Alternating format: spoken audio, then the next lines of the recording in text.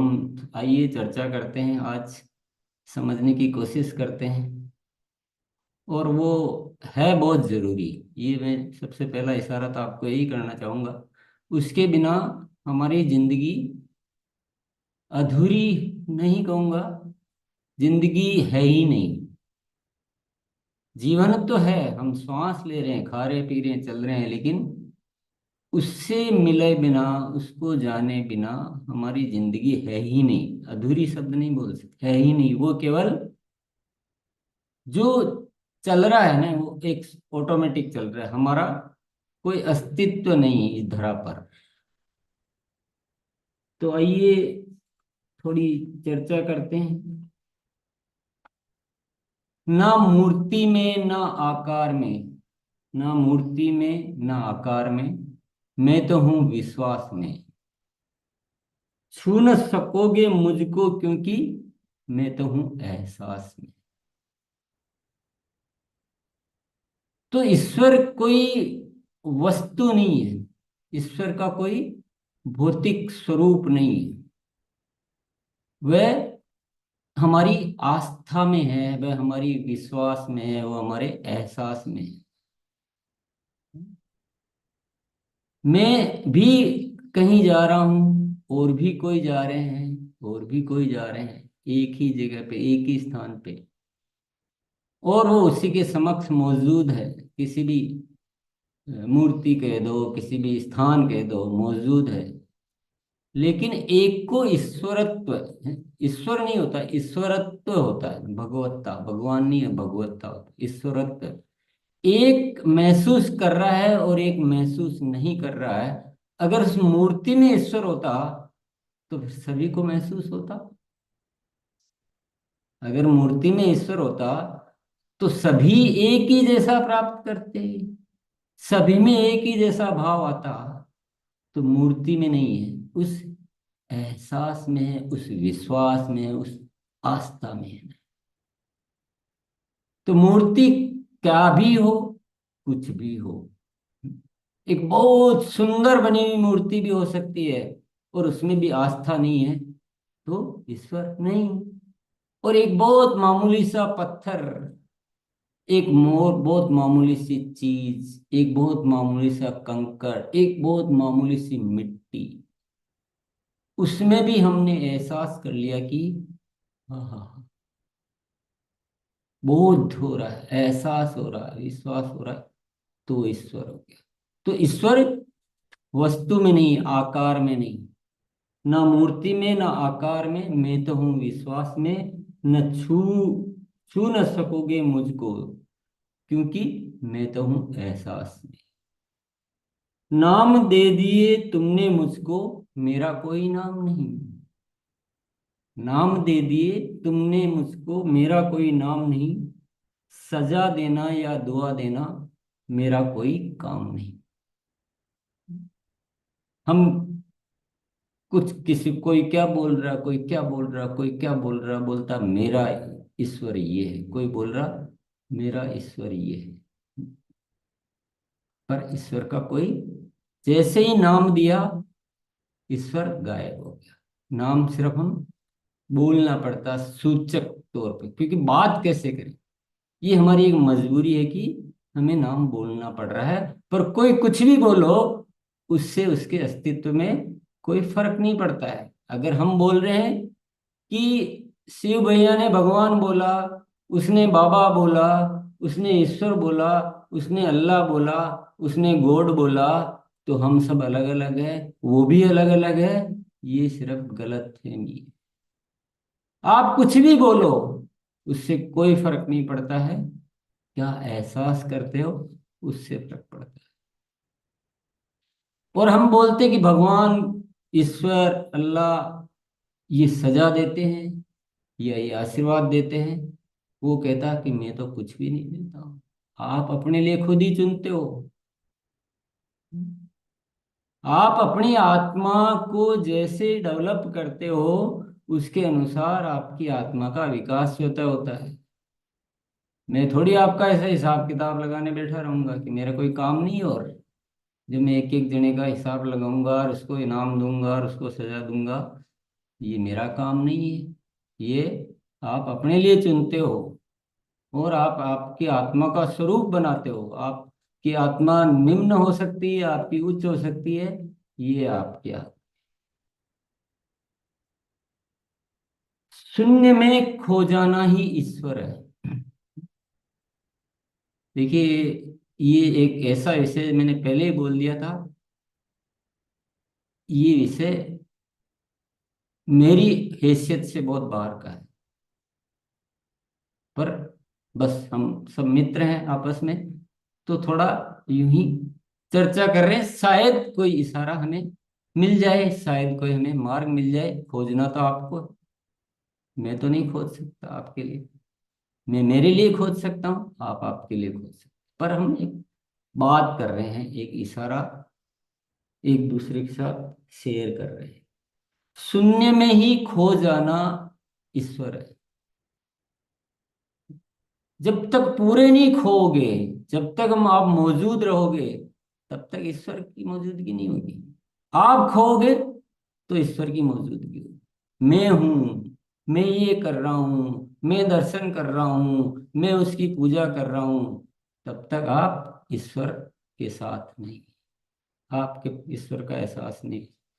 जब मैं बोलूं मैं कुछ भी नहीं, कुछ भी नहीं, कुछ भी नहीं, तो आपको एक एहसास होगा, वही कुछ है। शून्य में खो जाना ही ईश्वर है। जब कुछ नहीं दिखता, तब ईश्वर होता है। जब तक दिख रहा है, तब तक ईश्वर नहीं है। जब सब दिखना बंद हो जाता है, तब ईश्वर की मौजूदगी हो जाती है। रिक्वेस्ट करूंगा सभी, कमर सीधी करके थोड़ा सा, ये ये एहसास की बातें हैं। यहाँ कोई ज्ञान तो है नहीं, कुछ भी ज्ञान नहीं, आज ज्ञान ही नहीं। शून्य में ही खो जाना ही ईश्वर है। जब कुछ नहीं दिखता, तब ईश्वर होता है। अहंकार का तिरोहित हो जाना ही ईश्वर है। अहम और ईश्वर दोनों एक जगह नहीं रह सकते। जिसकी कोई व्याख्या नहीं, वही ईश्वर है। जिसके बारे में बताया जा सकता है, जिसका परिचय दिया जा सकता है, जिसकी व्याख्या की जा सकती है, वह ईश्वर नहीं। जिसकी कोई व्याख्या नहीं, वही ईश्वर है।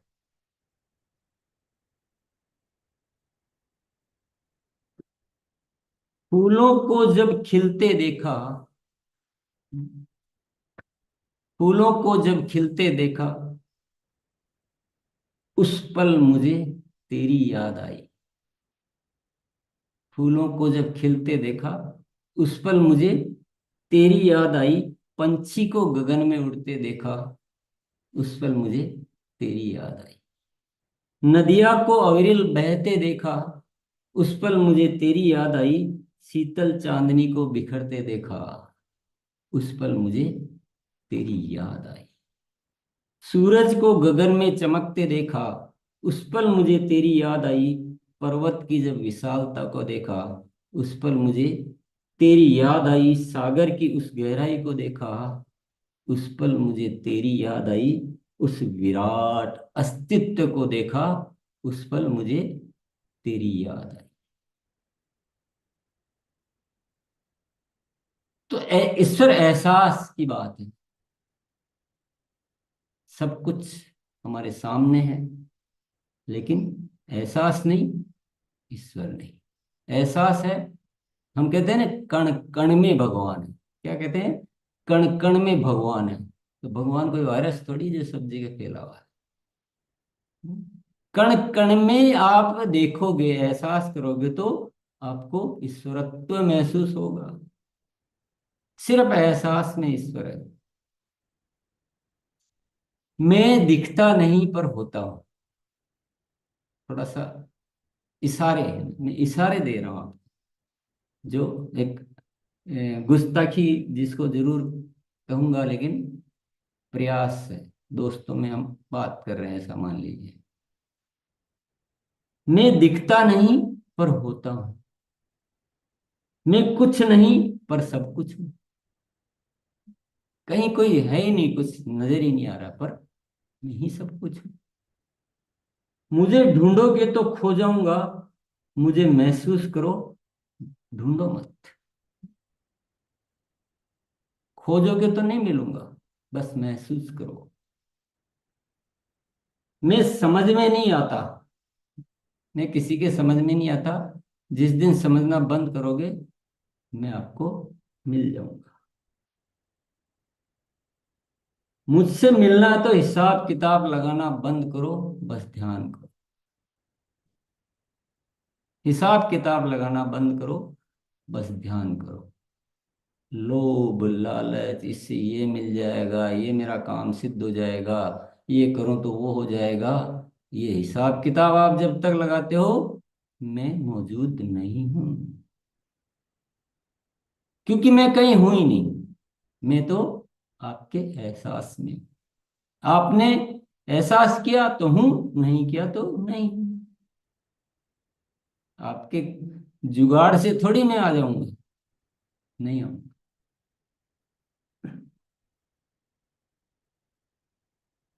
मैं मांगने से कुछ देता नहीं, मैं मांगने से कुछ देता नहीं, क्योंकि मैंने तो सब कुछ दे दिया, तुमने देखा ही नहीं। मैं मांगने से कुछ देता नहीं, मैं तो सब कुछ दे चुका हूं, तुमने देखा ही नहीं, तो मैं क्या करूं। मेरे बारे में जितना कहोगे, फिर भी कुछ नहीं कह पाओगे। मेरे बारे में जितना कहोगे, फिर भी कुछ नहीं कह पाओगे। इसलिए कहना बंद करो, सिर्फ महसूस करो। मेरे बारे में जितना जानने की कोशिश करोगे, उतना ही उलझते जाओगे। और ये पूरी दुनिया उलझ गई है, भगवान को जानने के चक्कर में पूरी उलझ गई, और जान कोई नहीं पाया। सदियां बीत गई, उलझ गए, उल्टे सीधे हो गए, गड़बड़ हो गया, सब कुछ हो गया, लेकिन जान कोई नहीं पाया। तो ईश्वर क्या कहता है, मेरे बारे में जानने, जितना जानने की कोशिश करोगे, उतना ही उलझते जाओगे, क्योंकि मुझे जानने का तुम में सामर्थ्य ही नहीं है। तुम्हारी औकात नहीं है, तुम मुझे जान सकते हो। तुम सिर्फ मुझे मान सकते हो, इसलिए मुझे मान लो, जानने की कोशिश मत करो। हर कार्य को ईश्वरीय कार्य समझ के करो, हर श्वास को ईश्वरीय समझो, बाकी सब मुझ पर छोड़ो।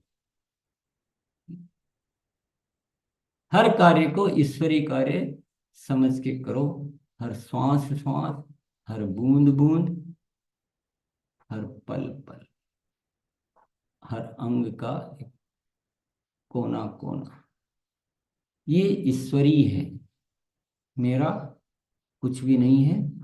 बस ये एहसास करो, बाकी सब मुझ पे छोड़ो। तुमको कोई टेंशन लेने की जरूरत नहीं। मुझे बनाने की कोशिश मत करो। इंसान सबसे बड़ी गलती क्या करता है कि वो भगवान बनाता है, वो निर्माण करता है भगवान। मुझे बनाने की कोशिश मत करो, मुझे तुम क्या बनाओगे, मैं तो हूं। मैं तो हूं, मुझे क्या बनाओगे तुम।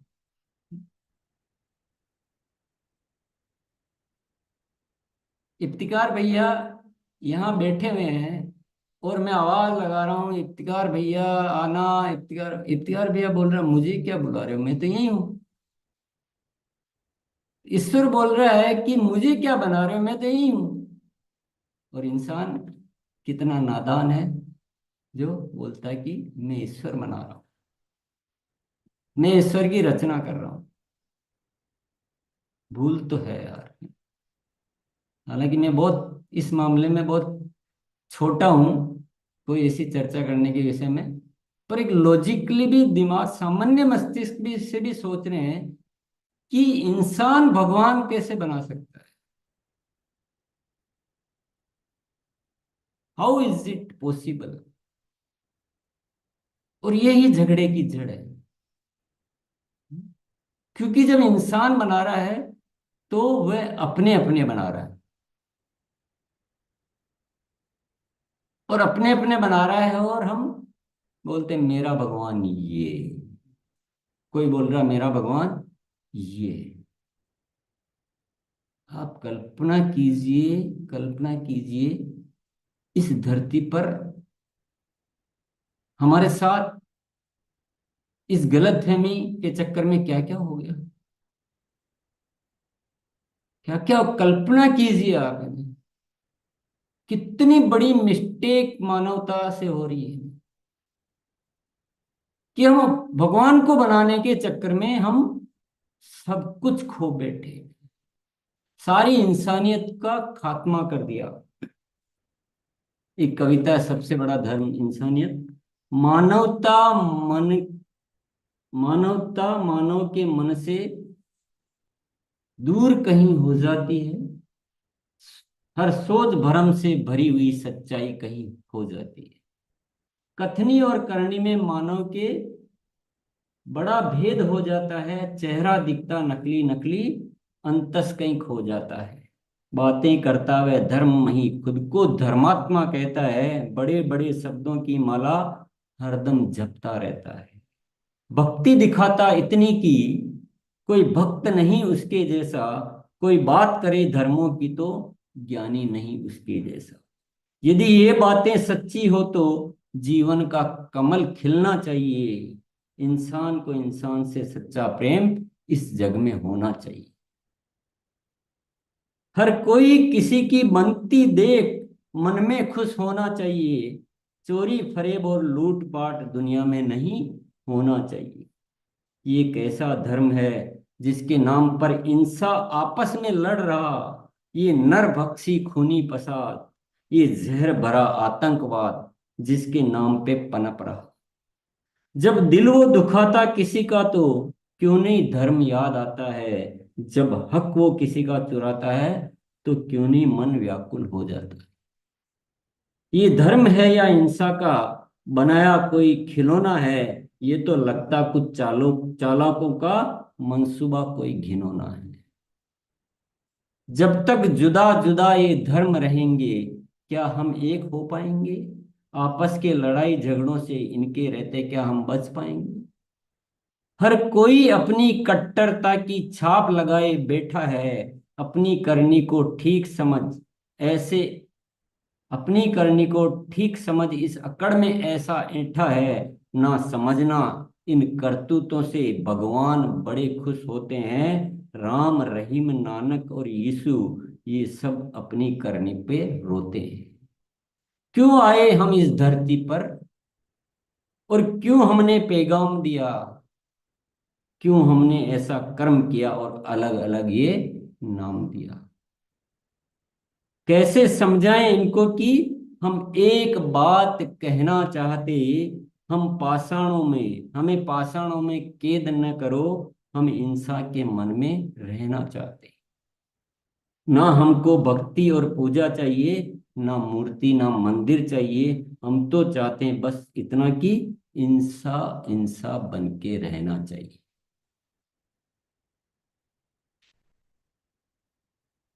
तो अगर इतनी बड़ी गलतफहमी जीवन में होगी और हम हर किसी की बातों में आ जाएंगे, तो जीवन का तो क्या होना भी है। जीवन का क्या होना, जो हो रहा है वही होना, जो दिख रहा है। जितने भी ज्ञानी महात्मा, हालांकि वो बहुत अच्छे मन से कुछ कर रहे हैं, उनके भाव बहुत अच्छे होंगे, पर जो भी ये कह रहा है कि मेरा ईश्वर ये है, तुम्हारा ईश्वर ये है, उनकी बातें सुनना बंद करनी होगी हमें।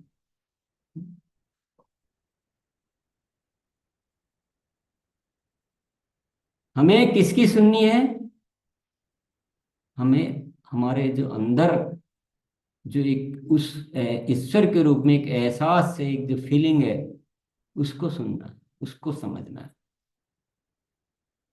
इसलिए कई बार हम चर्चा में कहते हैं कि खुद से बड़ा गुरु इस दुनिया में बहुत सारे लोगों को मेरी कई बातें समझ में आती नहीं है, नहीं आती वो समझने, उनको थोड़ा सा अजीब सा लगता है, क्योंकि हम गुरु की महिमा को इतना करके, और हमने अपनी आंखें मूंद ली, अंधे हो गए। सबसे बड़ा गुरु भीतर है, वो सबसे बड़ा है। अगर हम हर किसी की बातों में आओगे तो 2 कौड़ी के मोल बिक जाओगे। बताइए, है कि नहीं सबसे बड़ा गुरु? और हमने एक गलत मान्यता विकसित करके इस धरती को नरक बना दिया, इस धरती को नरक बना दिया। अब हमारी जिम्मेदारी है कि हम इसको स्वर्ग बनाए। जो सबके लिए अलग है वह ईश्वर नहीं है, वह आपका भ्रम है। बस सीधी सी एक लाइन काफी है, लालच मत करो। आपको लालच दिया जाएगा, ऐसा करोगे तो स्वर्ग मिलेगा, स्वर्ग में अप्सराएं नाचेगी आपके सामने। क्योंकि अभी नहीं दे सकते। अगर मैं कहूंगा कि ये करोगे, किसी की हत्या करोगे, तो अभी लाभ होगा, तो पता है कि अभी तो कुछ नहीं हो सकता, तो मरने के बाद मिलेगा। मिसगाइड किया जाता है, दिग्भ्रमित किया जाता है, और हम हो जाते हैं, क्योंकि हम अपने गुरु को मारे बैठे हैं, हम अपने विवेक को खोए बैठे हैं, और दुनिया अपना अपना उल्लू सीधी करने में लगी हुई है। सबको अपने अपने नाम कमाने हैं, कि मैं जितना बड़ा संगठन इकट्ठा करूंगा उतना मेरा नाम होगा। तो चल भाई, ये फलाना समुदाय, ये फलाना समुदाय, और हम उनकी बातों में आ गए। कितने दूर चले गए रे ईश्वर से हैं? ईश्वर कहाँ और हम कहाँ? हमारा तो कोई नाता ही नहीं है। हम तो ईश्वर के जैसा कुछ कर ही नहीं रहे। किस गलत फहमी में आ गए हैं?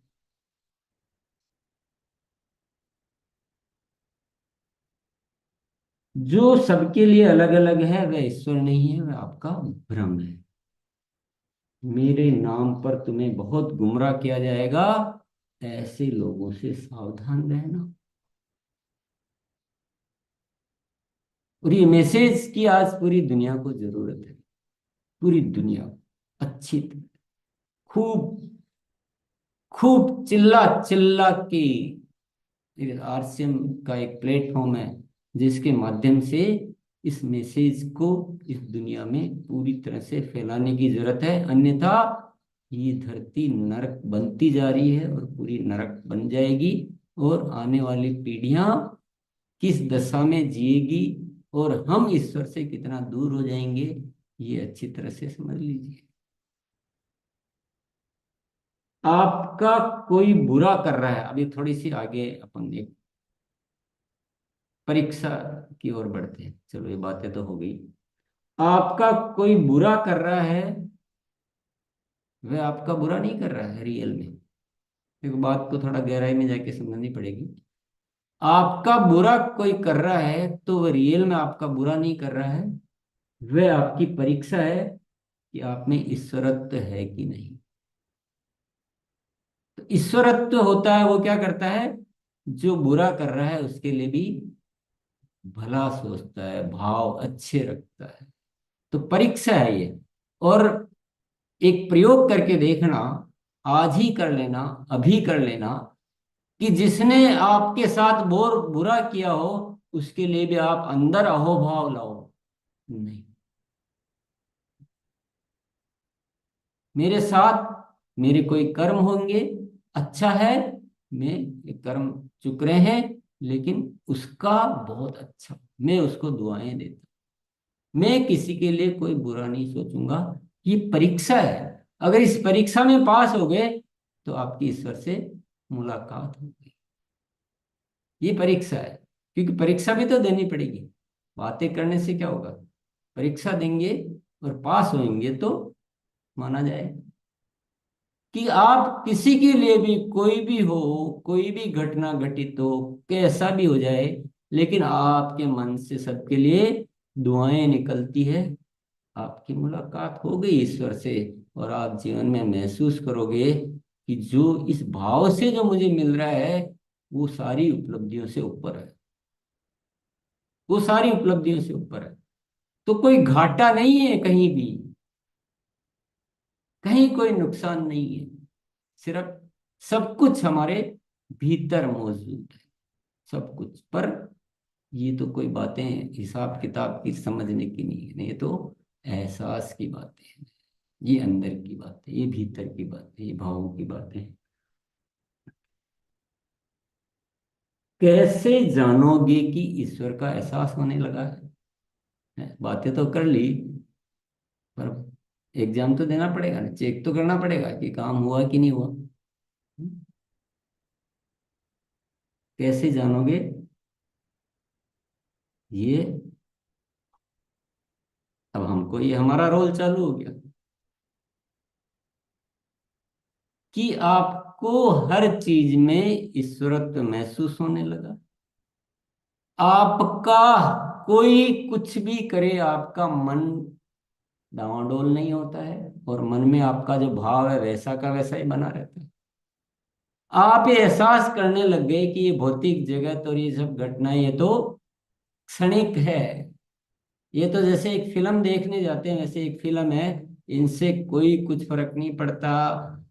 पैसे आए, गाड़ी आई, नहीं आई, चली गई, कुछ फर्क नहीं पड़ता है, लेकिन मेरा जो भाव है, मेरा जो एहसास है वो इतना दिव्य है कि मेरा जो वो बना रहता है, वो मेंटेन रहता है।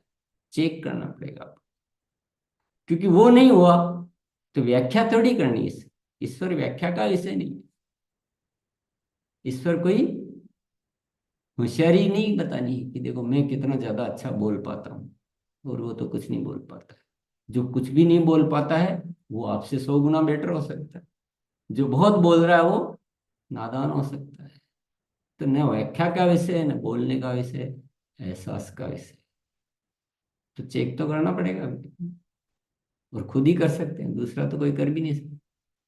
मैं नहीं बता सकता कि आप क्या महसूस कर रहे हो, क्या फीलिंग है आपकी। आप कहोगे जो बाहर घटनाएं हो रही है, आप भीतर से आनंदित है, ईश्वर महसूस कर रहे हैं। ये आपकी परीक्षा है। ईश्वरत्व एक लक्षण है, ईश्वरत्व एक लक्षण है, और कुछ भी नहीं। तो इसी के साथ पुनः आपसे क्षमा याचना करते हुए कि जिसके मैं लायक ही नहीं हूँ उस विषय पे मैंने आपको कुछ इशारे दिए हैं। हम सब उन इशारों के हिसाब से अपना अपना रास्ता खोजेंगे, अपने अपने प्रयोग करेंगे। और अगर आप इस दिशा में थोड़ा सा सोचेंगे तो आपको एक बहुत बड़ी जिम्मेदारी का एहसास भी होगा। बहुत बहुत धन्यवाद।